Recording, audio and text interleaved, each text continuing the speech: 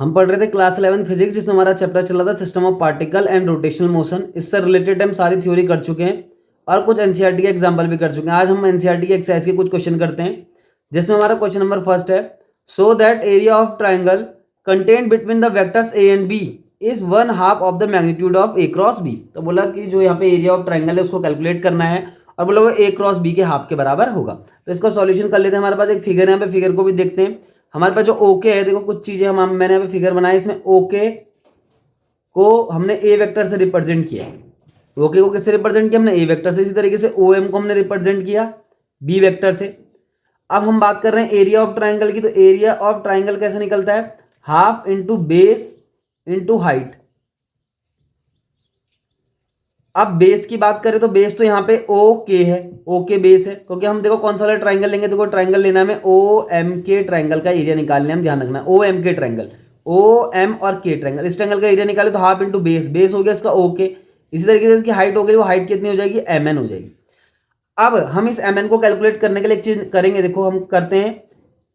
सबसे पहले हम इस ट्राइंगल में ट्राइंगल ओ एम एन में देखते हैं, ट्राइंगल ओ एम और एन में। इसमें हम साइन थीटा का फॉर्मूला लगाते हैं। साइन थीटा बराबर क्या होता है? साइन थीटा बराबर होता है हमारा परपेंडिकुलर, और परपेंडिकुलर यहाँ पे दिख रहा है M N upon hypotenuse, hypotenuse है ओ एम। देखो ये 90 डिग्री का एंगल हो गया, तो ये परपेंडिकुलर हो गया। इसके सामने वाला जो ठीक है ये हाइपोटेनियस ओ एम हाइपोटेनियस हो गया। हमें क्या निकालना है? एम एन निकालना है। एम एन बराबर क्या होगा? ओ एम साइन थीटा हो जाएगा। ओ एम की वैल्यू हम यहाँ पे पुट भी कर सकते हैं। ओ एम की वैल्यू कितनी है? बी, तो ये बी साइन थीटा इस तरीके से हो जाएगा। इस तरीके इसके ऊपर आप ऐसे वेक्टर भी लगा सकते हैं।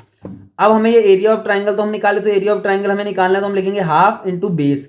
इस चीज को हम दोबारा लिखेंगे, एरिया ऑफ ट्राइंगल किसका निकाले? ओ एम के का। तो half into base, base okay है, ओके कितना है? ए वेक्टर ए है हमारे पास, इंटू हमारे पास जो एम एन है यानी कि हाइट जो है ट्राइंगल की, वो हमारे पास हमने अभी निकाली बी साइन थीटा। तो इस तरीके से रख देंगे बी साइन थीटा। ठीक है, अभी तो देखो हमने यहाँ पे साइन थीटा रख दिया, तो यहाँ पे वेक्टर लगाने की जरूरत नहीं है। हम यहाँ पे साइन थीटा रखेंगे तो हमें वेक्टर हम नहीं लगा सकते। इस तरीके से लिख देंगे, यहाँ पे इसी वेक्टर हटा देंगे। हमें केवल मैग्नीट्यूड फॉर्म रखना है।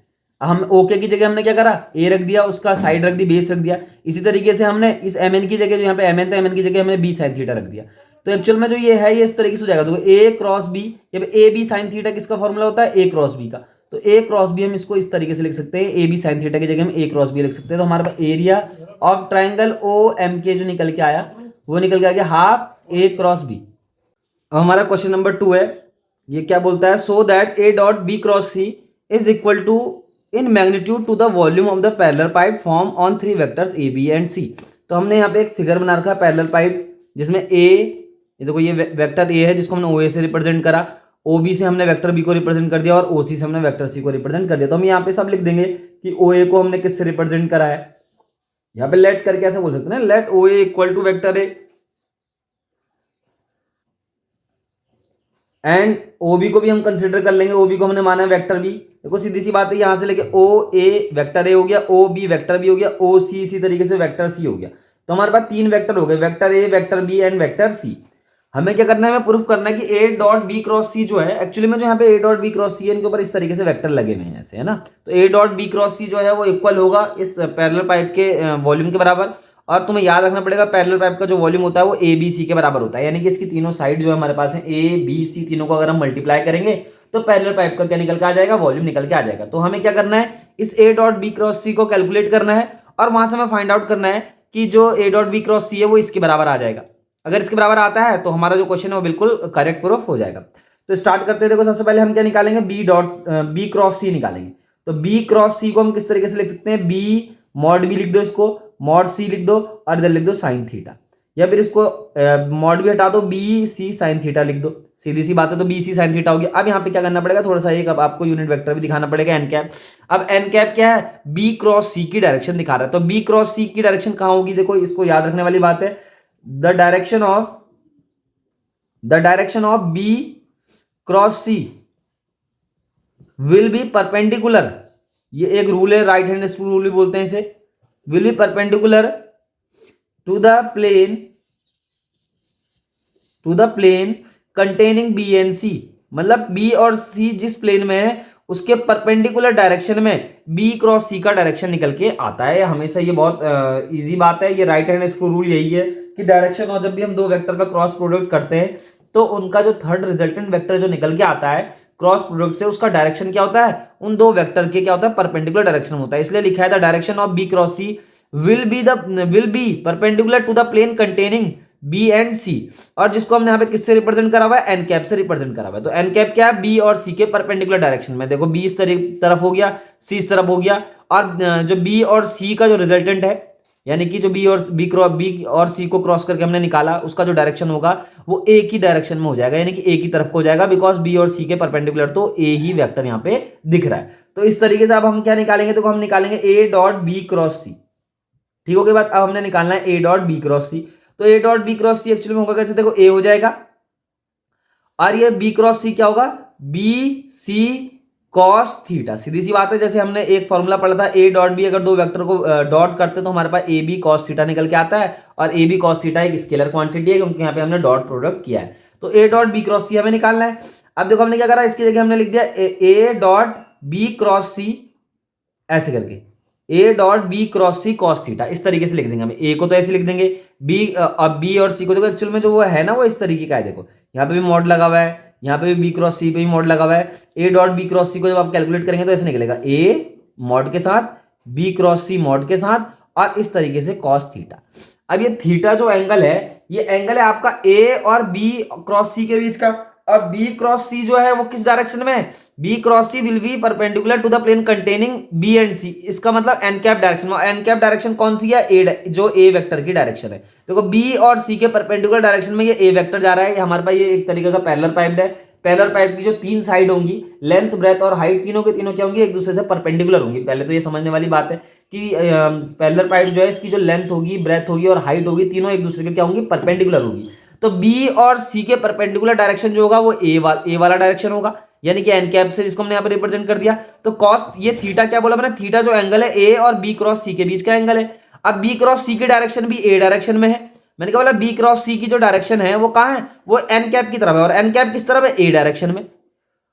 इसका मतलब क्या हो गया, ए और बी क्रॉस सी के बीच का जो एंगल थीटा है वो क्या है, जीरो है। तो यहाँ पे थीटा की जगह आप यहाँ पे जीरो पुट करेंगे, और यहाँ पे जो बच जाएगा वो बचेगा मॉड ए और बचेगा मॉड बी क्रॉस सी। इस तरीके से आपका बच जाएगा, ये थीटा जो हो जाएगा यहाँ पे जीरो हो जाएगा। मैंने बोला जीरो क्यों हुआ, क्योंकि ए एंड बी क्रॉस सी के बीच का एंगल जीरो है, बिकॉज बी क्रॉस सी जो है वो एन कैप डायरेक्शन में, यानी कि ए डायरेक्शन में ही है, और ए बी जो है वो क्या है, ए डायरेक्शन में। तो इसका मतलब ए और एन कैप के बीच में कोई भी एंगल यहाँ पे नहीं रहा, ए बी उसी डायरेक्शन में जिस डायरेक्शन में एन कैप है, और एन कैप क्या दिखा रहा है, बी क्रॉस सी का रिजल्टेंट डायरेक्शन कहाँ को होगा। अब इस तरीके से हमने ए को ऐसे लिख दिया, देखो बी क्रॉस सी की जगह हम क्या लिख सकते हैं, बी सी साइन थीटा, इस तरीके से लिख देंगे। सीधी सी बात है, हम क्या लिख देंगे, बी सी साइन थीटा। तो अब देखो यहाँ पे फिर से थीटा आ गया। अब ये बी और सी के बीच का एंगल है थीटा, तो बी और सी के बीच जो एंगल है, देखो बी और सी क्या है, ये हमारे पास पैरेलल पाइप की दो साइड है, पैरेलल पाइप की क्या है, दो साइड है। तो थीटा इक्वल टू यहाँ पे 90 हो जाएगा। सीधी सी बात है, क्योंकि लेंथ ब्रेथ और हाइट तीन चीजें होती हैं। देखो किसी पैरेलल पाइप हो, क्यूबाइट हो, क्यूब हो, उसमें तीन चीजें होगी, लेंथ हो गया, ब्रेथ हो गया, हाइट हो गया, तीनों एक दूसरे के परपेंडिकुलर होते हैं, यानी कि ए बी के परपेंडिकुलर होता है और बी सी के परपेंडिकुलर होता है। इसी तरीके से सी ए के भी परपेंडिकुलर हो जाता है। इसका मतलब बी और सी भी आपस में क्या है, परपेंडिकुलर है। तो थीटा इक्वल टू यहाँ पे 90 हो गया, तो ये बच जाएगा ए बी सी। कहने का मतलब जो हमारे पास बच के आएगा वो आएगा ए डॉट बी क्रॉस सी की जो वैल्यू हमारे पास आ जाएगी वो निकल के आएगी ए बी सी। और ए बी सी मैंने क्या बोला था आपको, वॉल्यूम ऑफ पैरेलल पाइप कहलाता है, इसको ही बोलते हैं वॉल्यूम ऑफ पैरेलल पाइप। तो आप पूरा लिख देंगे वॉल्यूम ऑफ पैरेलल पाइप। तो इस तरीके से ए डॉट बी क्रॉस सी हमने कैलकुलेट करा। अब देखो अच्छे से समझने की बात है, मैंने क्या बोला, एक पैरेलल पाइप है, इसमें तीन साइडें होंगी, एक लेंथ होगा, ब्रेथ होगा, हाइट होगा, तीनों एक दूसरे के परपेंडिकुलर होंगे, पहले ध्यान रखना है। दूसरी चीज, जैसे हमने यहाँ पे दो वेक्टर का क्रॉस प्रोडक्ट किया, जो हमारे पास थर्ड क्वांटिटी मिलेगी, यानी कि क्रॉस करके जो भी हमें मिलेगा, क्योंकि हमें पता है क्रॉस प्रोडक्ट होगा तो एक वेक्टर क्वांटिटी निकलेगी। तो वेक्टर क्वांटिटी क्या निकल गया यहाँ पे, बी सी साइन थीटा। अब इसका डायरेक्शन कहाँ हो, बात क्या है, यानी कि बी क्रॉस सी का डायरेक्शन कहाँ हो, तो बी क्रॉस सी का डायरेक्शन बी और सी के परपेंडिकुलर डायरेक्शन में होगा, और बी और सी का परपेंडिकुलर डायरेक्शन क्या होगा, ए। सीधी सी बात है, बी और सी का परपेंडिकुलर डायरेक्शन क्या होगा, ए, यानी कि उसको हमने एन कैप से यहाँ पे रिप्रेजेंट करा है। तो ठीक हो गया इस तरीके से। तो जैसे हमने ए डॉट बी क्रॉस सी फिर निकाला, तो हमने लिखा ए बी क्रॉस सी और कॉस थीटा, यानी कि mod A mod B cross C cos theta. अब थीटा क्या है यहाँ पे, थीटा ए और बी क्रॉस सी के बीच का एंगल है। ए तो देखो इस डायरेक्शन में है, ओ ए डायरेक्शन में। इस तरीके से बी क्रॉस सी किस डायरेक्शन में निकाला हमने, वो भी ओ ए डायरेक्शन में निकाला, तो थीटा जीरो हो गया। तो हमारे पास मॉड ए बी क्रॉस सी बच गया, क्योंकि कॉस जीरो तो 1 हो जाता है। सीधी सी बात है। अब यहाँ पे क्या है, देखो ये ए तो ऐसे ही रहेगा, ए को हम ऐसे ही लिख सकते हैं, मॉड ए बराबर ए लिख सकते हैं सिंपल। मॉड ए की जगह हम डायरेक्ट ए भी लिख सकते हैं। बी क्रॉस सी की जगह हम बी सी साइन थीटा लिख सकते हैं। अब ये थीटा क्या है, ये वाला थीटा जो है ये बी और सी के बीच का एंगल है। अब बी और सी देखो साथ साथ सी बात है, मैंने अभी बोला कि लेंथ ब्रेथ हाइट तीनों परपेंडिकुलर होंगे, तो बी और सी के बीच का एंगल 90 हो गया। तो इस तरीके से हमारे पास a dot B cross c a b c निकल के आ गया, जिसको हम वॉल्यूम ऑफ पैरेलल पाइप भी बोलते हैं। तो इस तरीके से हमारा दूसरा क्वेश्चन था, इसका सॉल्यूशन हो गया। अब हमारा आज का थर्ड क्वेश्चन क्या है, find the components along X Y and Z axis of the angular momentum L of a particle. देखो ये एल है, इसको ध्यान रखना थोड़ा सा, ये एल है। मैंने बोला find the component along X Y and Z axis of the angular momentum L of a particle with position vector is R with component X Y Z. यानी कि पोजीशन वेक्टर जो आर है हमारे पास, उसके component दे रखे हैं। देखो हम लिख देते हैं सबसे पहले हमारा पोजीशन वेक्टर आर के कंपोनेंट दे रखे हैं एक्स वाई जेड, तो हम पोजीशन वेक्टर आर को इस तरीके से भी लिख सकते हैं, x Y cap Y J cap और प्लस जेड के कैप, क्योंकि हमारे पास पोजीशन वेक्टर जो होता है वो हमेशा इस तरीके से रिप्रेजेंट होता है। अब उसमें बोला जो हमारे पास पार्टिकल है जिसका हमें एंगुलर मोमेंटम निकालना है, तो हमारे पास एक पार्टिकल है, ये क्वेश्चन कुछ इस तरीके का, हमारे पास एक पार्टिकल है जिसके हमें एंगुलर मोमेंटम के क्या निकालने हैं, कंपोनेंट निकालने हैं, एक्स कंपोनेंट निकालना है एंगुलर मोमेंटम का, वाई कंपोनेंट भी निकालना है, जेड कंपोनेंट भी निकालना है, एक पार्टिकल के एंगुलर मोमेंटम का, जिसका पोजीशन वेक्टर हमारे पास दे रखा है आर, और उस पोजीशन वेक्टर आर के कंपोनेंट है एक्स वाई जेड। तो पोजीशन वेक्टर आर को हम इस तरीके से रिप्रेजेंट कर सकते हैं। And the momentum is P with component P X P Y and P Z. हमारे पास लीनियर मोमेंटम पी भी दे रखा है, जिसके कंपोनेंट दे रखे हैं P x I cap P Y J cap, और इस तरीके से हम लिख सकते हैं पी जेड के कैप। तो हमारे पास ये चीज निकल के आ गई। So that if the particle moves only in X Y plane the angular momentum has only Z component. अब हमें यहाँ पे एक चीज और प्रूफ करनी है कि जब पार्टिकल एक्स वाई प्लेन में मूवमेंट करेगा तो उसका जो है केवल जेड कंपोनेंट का ही एंगुलर मोमेंटम बचा रहेगा, यानी कि एंगुलर मोमेंटम जो होगा वो केवल जेड कंपोनेंट में ही बचा रहेगा। बाकी जो हमारे पास दो कंपोनेंट होंगे, यानी कि एंगुलर मोमेंटम का जो एक्स कंपोनेंट और वाई कंपोनेंट होगा वो जीरो निकल के आ जाएगा, और केवल जेड कंपोनेंट ही हमारे पास बचा रहेगा। अब सबसे पहले हम फॉर्मूला याद करते हैं। देखो यहाँ पे मैंने दो लाइन खींच दी, यहाँ पे एक तरफ इस तरफ सॉल्व करेंगे, बचा हुआ उस तरफ। तो एल इक्वल टू क्या होता है हमारे पास, आर क्रॉस पी। इस तरीके से फॉर्मूला आपको याद करना पड़ेगा। एंगुलर मोमेंटम जो होता है, जिसको हम एल से, कैपिटल एल से डिनोट कर लो, स्मॉल एल से डिनोट कर लो, किसी से भी कर लो, तो एंगुलर मोमेंटम जो होता है moment of the linear momentum होता है, यानी कि हम उसको इस तरीके से कैलकुलेट कर सकते हैं, आर क्रॉस पी करके। अब आर की वैल्यू, अब देखो आर की वैल्यू और पी की वैल्यू जब भी हम क्रॉस प्रोडक्ट करते हैं क्या करते हैं, पहले हम एक डेटर्मिनेंट लेते हैं इस तरीके का, यहाँ पे आई कैप लिख देंगे, यहाँ पे जे कैप लिख देंगे, यहाँ पे के कैप लिख देंगे। अब देखो ये, अब हमने आर के कंपोनेंट रखने, आर का कंपोनेंट एक्स था, वाई था, जेड था। पी के कंपोनेंट जो थे क्या थे, पी एक्स था, पी वाई था और पी जेड था। अब हम इसको जैसे हम सॉल्व करेंगे तो देखो इस तरीके से सॉल्व हो जाएगा। ये आई कैप यहीं पे रहेगा, आई कैप को हमने क्या करा, देखो इसका आई कैप जब हम ले रहे हैं तो इसके साथ वाली रो और इसके साथ वाला कॉलम डिसअपीयर कर देंगे। ये रो और ये कॉलम को डिसअपीयर करो, बचे क्या है, चार, ये और ये और ये। तो यहाँ पे इसको ऐसे लिख दो, वाई जेड पी वाई और पी जेड। अब सेकंड स्टेप में माइनस लगता है जे के साथ, आपको ध्यान रखना पड़ेगा, जे के साथ माइनस होता है। फिर मॉड लगाओ तो जे के साथ जैसे माइनस लगाएंगे तो पहले तो ये रो गायब हो जाएगी, ये कॉलम चला जाएगा, बचेगा क्या, एक्स जेड पी एक्स और पी जेड। इसको लिख देंगे एक्स जेड पी एक्स और पी जेड इस तरीके से। अब हमारे पास लास्ट कंपोनेंट बच गया के कैप। तो के कैप यानी कि जेड कंपोनेंट निकाल लिया एंगुलर मोमेंटम का। देखो ये जो है ये एंगुलर मोमेंटम का एक्स कंपोनेंट है, ये एंगुलर मोमेंटम का वाई कंपोनेंट है, और ये एंगुलर मोमेंटम का जेड कंपोनेंट हम निकाल लें। तो जैसे के कैप पे आएंगे तो ये रो डिसअपीयर, ये कॉलम डिसअपीयर, बचेगा क्या, X Y P X P Y. तो इसको लिख देंगे एक्स वाई पी एक्स और पी वाई। अब इसको कैसे सॉल्व करना है, देखो ये भी बहुत बड़ी बात नहीं है, देखो इजीली ये भी सॉल्व हो जाएगा।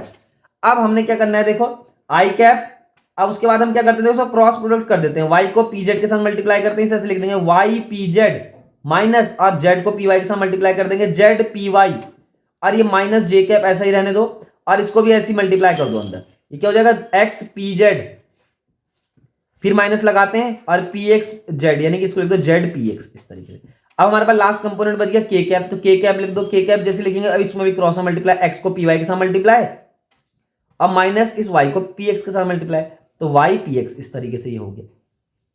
अब इसको थोड़ा सा और सही करते हैं, देखो क्या सही करेंगे इसको, ये आई कैप ऐसी रहेगा, ये Y P Z minus Z P Y, ये इसी तरीके से। अब ये माइनस का यहाँ पे प्लस बनाओ पहले, तो माइनस का प्लस बनाने के लिए क्या होगा, जो अंदर चीजें हमारे पास होंगी वो अपोजिट हो जाएंगी, यानी कि जेड पी एक्स आगे आ जाएगा ये वाला टर्म, और ये वाला टर्म पीछे चल जाएगा एक्स पी जेड वाला इस तरीके से। तो हमने माइनस को अंदर भेजा, तो माइनस को अंदर भेजते कुछ इस तरीके का बन गया। अब जो के कैप है वो तो प्लस का ही, उसको ऐसे ही रहने दो, तो ये बन जाएगा एक्स पी वाई जो है और माइनस वाई पी एक्स। तो हमारे पास तीनों कंपोनेंट निकल के आ गए एंगुलर मोमेंटम के, है ना, हमारे पास तीनों कंपोनेंट निकल के आ गए एंगुलर मोमेंटम के। एक कंपोनेंट तो ये हो गया जो आई कैप के साथ है, एक कंपोनेंट ये हो गया जो जे कैप के साथ है, एक कंपोनेंट ये हो गया जो के कैप के साथ है। तो जो आई कैप के साथ जो कंपोनेंट है इसको हम एल एक्स बोलते हैं, यानी कि ये एक्स कंपोनेंट हो गया एंगुलर मोमेंटम को, जिसको हम लिख देंगे Y P Z minus Z P Y, और इसको आप ऐसे ब्रैकेट में ही बंद कर सकते हैं ना, इसको ऐसे बंद कर दो डब्बे में इस तरीके से। तो हमारे पास ये जो एंगुलर मोमेंटम है इसका एक्स कंपोनेंट निकाल दिया। इसी तरीके से देखो आप एंगुलर मोमेंटम का वाई कंपोनेंट इस तरफ लिख देते हैं, जो हमारे पास ये था जेड पी एक्स माइनस क्या है, Z P x minus x P Z, ये हमारे पास जेड कंपोनेंट हो गया एंगुलर मोमेंटम का, वाई कंपोनेंट सॉरी है ना, ये हमारे पास क्या है एंगुलर मोमेंटम का एक्स कंपोनेंट हो गया, ये जो हमने यहाँ पे निकाला, ये जो हमारे पास आई कैप के साथ है, जो यहाँ पे जे कैप के साथ है, ये एंगुलर मोमेंटम का वाई कंपोनेंट हो गया। इसी तरीके से जो हमारे पास जेड कैप के साथ है वो एंगुलर मोमेंटम का क्या होगा, जेड कंपोनेंट हो जाएगा, ये वाला, ये क्या है X P Y minus Y P X. इस तरीके से हमारे पास तीनों कंपोनेंट एंगुलर मोमेंटम के निकल गए, एक्स कंपोनेंट भी निकल गया, वाई कंपोनेंट भी निकल गया और जेड कंपोनेंट भी निकल के आ गया। तो पहला क्वेश्चन तो हमारे पास यही था कि find the components along X Y and Z axis of the angular momentum L of a particle. तो हमने क्या करा, देखो L equal to R cross P करा, सिंपल सी बात है, हमने वहां पे उसे डिटर्मिनेंट में रखा, उसको सॉल्व करा सिंपल, तो हमारे पास एक्स कंपोनेंट, वाई कंपोनेंट और जेड कंपोनेंट तीनों निकल के आ गए। आई कैप के साथ जो भी कंपोनेंट है वो हमारे पास क्या एक्स कंपोनेंट हो गया, जे कैप के साथ जो भी कंपोनेंट है वो वाई कंपोनेंट हो गया, के कैप के साथ जो भी चीज लिखी है वो हमारे पास जेड कंपोनेंट हो गया, ये एंगुलर मोमेंटम का। अब हमारा नेक्स्ट क्वेश्चन है, so that if the particle moves only in X Y plane the angular momentum has only Z component. तो देखो ये जो हमारे पास क्वेश्चन नंबर 2 है, यानी कि यहां से हमारे पास क्वेश्चन नंबर 2 है, इसको बी डाल के भी सॉल्व कर सकते हो। अब देखो उसने क्या बोला, एक्स वाई प्लेन में जब मूवमेंट करेगा पार्टिकल तो सीधी सी बात है, आपको ध्यान रखना पड़ेगा जेड जीरो हो जाएगा, पहले तो क्या हो जाएगा, जेड जीरो हो जाएगा, जेड कंपोनेंट जीरो हो जाएगा। और क्या देखो, जब हमारे पास पार्टिकल केवल एक्स वाई प्लेन में मूवमेंट कर रहा है, इसका मतलब क्या है, जेड डायरेक्शन में तो मूवमेंट कर ही नहीं रहा है, यानी कि जेड डायरेक्शन में उसका डिस्प्लेसमेंट जीरो है, यानी कि जेड वाला कंपोनेंट क्या है, जीरो है।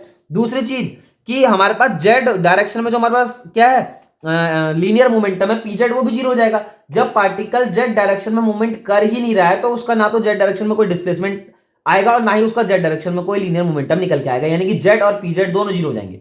और जैसे आप जेड और पी जेड दोनों जीरो रखोगे इन तीन इक्वेशन में, इस एल एक्स वाले में, इस एल वाई वाले में, इस एल जेड वाले में, तुम्हारे पास तीन चीजें निकल के आएंगी। देखो एल एक्स बराबर क्या निकल के आएगा, जेड को जीरो रखोगे ये जीरो हो जाएगा, यहाँ पे पी जेड जीरो रखोगे तो एल एक्स पूरा जीरो हो जाएगा, इसी तरीके से एल वाई भी पूरा जीरो हो जाएगा और हमारे पास एल जेड कंपोनेंट बच जाएगा केवल, जिसको बोलेंगे हम एक्स पी वाई और माइनस वाई पी एक्स। तो इस तरीके से हमारे पास ये क्वेश्चन भी हो जाएगा। देखो क्वेश्चन क्या था, so that if the particle moves only in xy plane the angular momentum has only z component।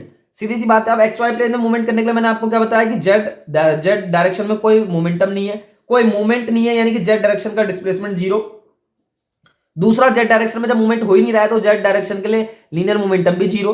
तो z जीरो और पी जेड जीरो, ये तीनों जो दो वैल्यू हैं इन तीन इक्वेशन में हम यहाँ पे पुट करेंगे तो हमारे पास एल एक्स जीरो आ जाएगा, एल वाई जीरो आ जाएगा और एल जेड की वैल्यू आ जाएगी। कहने का मतलब क्या है, जब पार्टिकल केवल एक्स वाई प्लेन में मूवमेंट करेगा तो हमारे पास एंगुलर मोमेंटम का केवल जेड कंपोनेंट ही बचेगा, बाकी दोनों कंपोनेंट क्या हो जाएंगे, एक्स कंपोनेंट एंगुलर मोमेंटम का जीरो और वाई कंपोनेंट भी एंगुलर मोमेंटम का जीरो निकल के आ जाएगा। तो इस तरीके से हमारे पास ये क्वेश्चन था, इंपॉर्टेंट क्वेश्चन है, अच्छा क्वेश्चन है। देखो अब देखो हमारे पास जो हमने कैलकुलेट कैसे किया था, L equal to R cross P किया था ना, आर क्रॉस पी, इस तरीके से कुछ चीजें और भी समझने में होती है। इस एल जैसे हमने इस आर की जगह ये रखा, देखो आर की जगह हमने ये रखा, पी की जगह हमने ये रखा, अब एल की जगह हम क्या रखेंगे, एल क्या एंगुलर मोमेंटम वेक्टर है तो एल की जगह भी आप ऐसे लिख सकते हैं, देखो L equal to L X I cap plus L Y J cap अब plus L Z K cap. इस तरीके से ये हमारे पास जो एंगुलर मोमेंटम है इसका वेक्टर भी बन जाएगा और उसी को हमने कैलकुलेट किया। देखो एल जैसी हमने कैलकुलेट करा वेक्टर एल, तो हमारे पास इतना बड़ा सा एक्सप्रेशन निकल के आया था ये।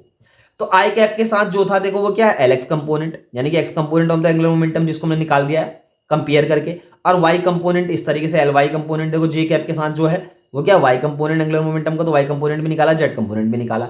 और हमारे पास क्या एक्स वाई प्लेन में मूवमेंट है पार्टिकल का, इसका मतलब जेड कंपोनेंट जीरो और हमारे पास जेड डायरेक्शन में कोई लीनियर मोमेंटम भी नहीं होगा। जब जेड डायरेक्शन में मूवमेंट ही नहीं है तो जेड डायरेक्शन में कोई लीनियर मोमेंटम होने का भी कोई मतलब नहीं। तो इस तरीके से L X zero, L Y zero और एल जेड कंपोनेंट केवल बच जाएगा और यही हमें यहाँ पे प्रूफ करना था। तो ये क्वेश्चन नंबर 3 था, अच्छा क्वेश्चन है, इंपॉर्टेंट क्वेश्चन है। अब हम अपना नेक्स्ट क्वेश्चन करते हैं, क्वेश्चन नंबर 4। हम पढ़ रहे हैं क्लास 11 फिजिक्स, जिसमें चैप्टर चल रहा है system of particles and rotational motion. उससे रिलेटेड हम एनसीईआरटी की पूरी थ्योरी पढ़ चुके हैं, जो इसका थ्योरी सेक्शन था। एनसीईआरटी के एग्जाम्पल भी हम कर चुके हैं। अब हम एनसीईआरटी के कुछ न्यूमेरिकल कर रहे थे, उसमें से क्वेश्चन नंबर 4 है, 2 particles each of mass m and speed v, 2 particle हैं जिनका मास दोनों का m है और स्पीड क्या v है, travel in opposite direction along parallel lines separated by distance d, यानी कि 2 पार्टिकल है जिनका मास m है, v वेलोसिटी से मूवमेंट कर रहे हैं अपोजिट डायरेक्शन में पैरेलल लाइंस पे, और जो 2 पैरेलल लाइन है वो d डिस्टेंस से सेपरेट है। इस तरीके से समझ लो, देखो एक पार्टिकल जो इस डायरेक्शन में मूवमेंट कर रहा है ऐसे v वेलोसिटी से, और दूसरा पार्टिकल इस डायरेक्शन में मूवमेंट कर रहा है v वेलोसिटी से। ठीक होगी बात, दोनों क्या पैरेलल लाइन में मूवमेंट कर रहे हैं और दोनों पैरेलल लाइन d डिस्टेंस से सेपरेट है। इस तरीके से ये जो हमारे पास d डिस्टेंस से सेपरेट, ठीक होगी बात, दोनों अपोजिट डायरेक्शन में मूवमेंट कर रहे हैं, दोनों का मास भी m है। अब क्वेश्चन क्या है, so that the angular momentum vector यानी कि the angular momentum of the two particle system is the same what ever be the point about which the angular momentum is taken. कहने का मतलब क्या है, यहाँ पे दोनों पार्टिकल का जो हमारे पास सिस्टम है, इनका हमें एंगुलर मोमेंटम निकालना है और वो सेम आना चाहिए हमेशा, चाहे हम उसे किसी भी पॉइंट के अबाउट लें। तो सबसे पहले हम यहाँ पे क्या कंसीडर कर रहे हैं, देखो यहाँ पे पी पे मान लो ये जो पार्टिकल है, पहले एक पी पॉइंट ले लिया हमने, एक पॉइंट क्यू ले लिया। पी पॉइंट जो है हमारे पास वो पहले पार्टिकल के लिए ले लिया, देखो मतलब जिस पार्टिकल पे, जिस पाथ पे पहला पार्टिकल मूवमेंट कर रहा है उस पे हमने पी पॉइंट ले लिया। दूसरा पॉइंट हमने क्यू लिया है, वो लिया हमने उस पाथ पे जिस पे दूसरा पार्टिकल मूवमेंट कर रहा है, और एक पॉइंट हम कहीं पे उन दोनों पैरेलल लाइन के बीच में ले लेंगे आर, इस तरीके से। ठीक हो गई बात। अभी ये टोटल डिस्टेंस तो डी है, यानी कि दोनों पैरेलल लाइन के बीच की डिस्टेंस डी हो गई। और देखो यहां क्यू से लेकर आर तक के डिस्टेंस को हमने वाई सपोज किया, तो कुछ चीज यहां पे सपोज करनी है। देखो 3 पॉइंट ले रहे ना हमने, हम इन 3 पॉइंट के अबाउट एंगुलर मोमेंटम निकालेंगे। Let P Q and R be the 3 points. ये क्या है, 3 पॉइंट्स हैं about which we have to find, हमें क्या करना है, about which we have to find angular momentum of the system of particle, about which we have to find angular momentum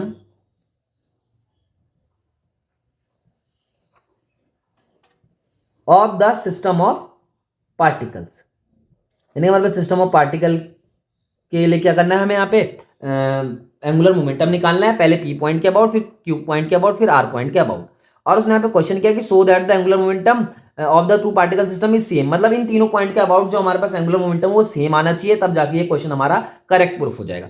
अब हमने यहाँ पे कुछ चीज कंसिडर किया, देखो क्यू आर बराबर वाई ले लिया, क्यू से लेके आर तक, क्योंकि 3 पॉइंट लिए पी क्यू आर, इन तीनों के अबाउट हम एंगुलर मोमेंटम निकालेंगे।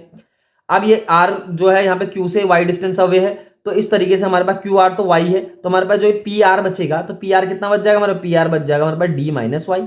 सिंपल सी बात है, क्योंकि टोटल तो डी है, तो डी में से इस वाई को माइनस करेंगे तो हमारे पास पी से लेके आर तक, यहाँ से लेके यहाँ तक की डिस्टेंस डी माइनस वाई बच जाएगी। अब हम निकालते हैं द एंगुलर मोमेंटम। सबसे पहले हम सॉल्व करते हैं द एंगुलर मोमेंटम, स्टार्ट करते हैं first the angular momentum about P के अबाउट हम मोमेंटम लेते हैं, पी पॉइंट के अबाउट, तो हम पी पॉइंट के अबाउट लिख देते हैं, एंगुलर मोमेंटम एलपी से डिनोट कर दिया। किस तरीके से निकलेगा, देखो सबसे पहले एंगुलर मोमेंटम का फॉर्मूला याद करो, वो होता है एम बी क्रॉस आर, इस तरीके से, यानी कि लीनियर मोमेंटम, या फिर हम उसको ऐसे बोल सकते हैं आर क्रॉस पी, या फिर हम उसको ऐसे भी लिख सकते हैं ना। लिखने का तरीका है, जब हम मैग्नीट्यूड फॉर्म में लिखते हैं, तो मैग्नीट्यूड फॉर्म में लिखने के लिए हमें एक चीज है कि हम वेक्टर नहीं लगाते, हम आर, ये आर का और पी का ऑर्डर नहीं देखते, है ना। पी जो है मतलब आर को आगे भी लिख सकते हैं, पीछे की तरफ भी लिख सकते हैं, कहीं भी लिख दो इसको। तो इस तरीके से हमारे पास जो एंगुलर मोमेंटम होता है एक्चुअली में जो होता है एम वी आर के बराबर होता है। कितना होता है, एम वी आर। अब 2 पार्टिकल है, देखो पहला पार्टिकल तो यह है जो इस वाले पाथ पे मूवमेंट कर रहा, तो इस वाले पाथ पे जो पार्टिकल मूवमेंट कर रहा, अगर हम उसका इस पी पॉइंट के अबाउट एंगुलर मोमेंटम निकालते हैं, मैंने बोला जो पार्टिकल इस वाले पाथ पे मूवमेंट कर रहा है, अगर हम उस वाले पार्टिकल, क्योंकि 2 पार्टिकल है ना, तो दोनों पार्टिकल का एंगुलर मोमेंटम निकालना पड़ेगा इस पॉइंट पी के अबाउट। तो पहले पार्टिकल का जो एंगुलर मोमेंटम है पी के अबाउट जो इस पाथ पे ही मूवमेंट कर रहा है, वो तो देखो क्या होगा, M B cross position vector. कौन से पार्टिकल का, पहले पार्टिकल का जो इस पाथ पे मूवमेंट कर रहा है। तो पहले वाला पार्टिकल के लिए जब वो पी पॉइंट पे आएगा, जब हम पी पॉइंट के अबाउट एंगुलर मोमेंटम निकालेंगे, तो पी को ओरिजिन मान लेंगे पहले पार्टिकल के लिए। तो पहले पार्टिकल के लिए ओरिजिन अगर हो गया, तो हमारे पास जो आर की वैल्यू की आ जाएगी, वो 0 निकल के आ जाएगी फर्स्ट पार्टिकल के लिए। देखो फर्स्ट पार्टिकल इस पाथ पे मूवमेंट कर रहा है, और इसी पॉइंट के अबाउट हम क्या कर रहे हैं, उसका एंगुलर मोमेंटम निकाल रहे हैं। तो पहले वाले पार्टिकल के लिए जो आर की वैल्यू आएगी, ये जो पोजीशन वेक्टर आएगा पहले वाले पार्टिकल का, वो 0 निकल के आएगा, सीधी सी बात है। या फिर ऐसा बोल सकते हैं, हाँ ठीक है, क्या बोला ना, पोजीशन वेक्टर पहले पार्टिकल के लिए क्या निकल के आएगा, 0 निकल के आ जाएगा, क्योंकि पहला पार्टिकल इस वाले पाथ पे क्या कर रहा है, मूवमेंट कर रहा है, और इसी पॉइंट के अबाउट हम क्या निकाल लें, उसका एंगुलर मोमेंटम निकाल लें। अब सेकंड वाला पार्टिकल कहाँ है, देखो यहाँ पे इस वाले पाथ पे मूवमेंट कर रहा है, तो सेकंड वाले पार्टिकल का जो एंगुलर मोमेंटम निकलेगा वो कैसे निकलेगा, एम वी मल्टीप्लाई आर। अब आर क्या है, देखो इस पी पॉइंट के अबाउट हम क्या निकाल लें, एंगुलर मोमेंटम। तो यहां से लेके यहां तक की डिस्टेंस जो टोटल होगी डी, उसको हम इस तरीके से रख देंगे, तो हमारे पास पी पॉइंट के अबाउट जो एंगुलर मोमेंटम निकल के आएगा, ये तो 0 हो गया, एम वी इंटू डी निकल के आ जाएगा। देखो कोई बहुत बड़ी बात नहीं है, हमारे पास 2 पार्टिकल है, फर्स्ट पार्टिकल तो इस वाले पाथ पे मूवमेंट कर रहा है, सेकंड पार्टिकल इस वाले पाथ पे मूवमेंट कर रहा है।